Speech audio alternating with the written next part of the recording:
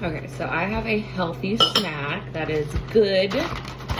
Helps with this if you're craving something sweet. Okay, so this is sunflower butter. It's like the peanut butter. It's like a peanut butter version of sunflower seeds, but it's not peanut butter. It's made out of sunflower seeds. And then we have some corn thins, sesame style. Okay. You only need a little bit of this sunflower butter. A little bit goes a long way.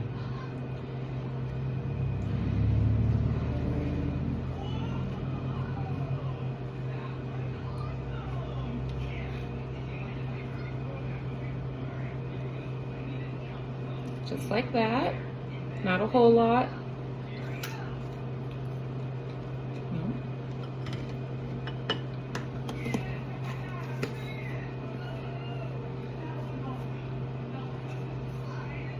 So yeah, sun butter, corn thins.